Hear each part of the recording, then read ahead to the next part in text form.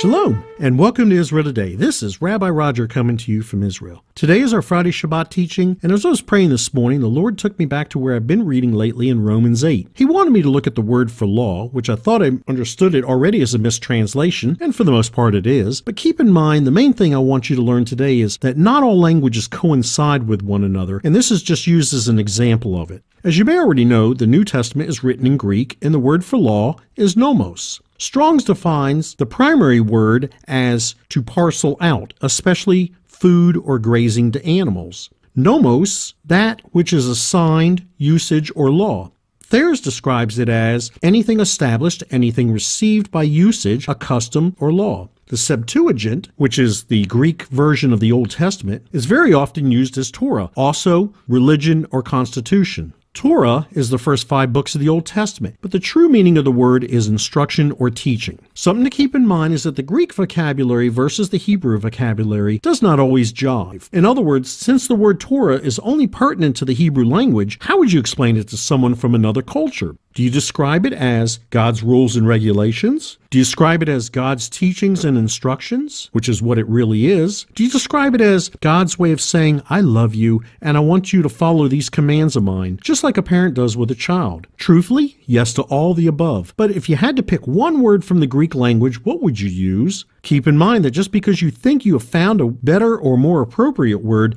does not mean that it will make clear, definite sense to a person who knows and understands the Greek language. An example of this would be the word know, K-N-O-W.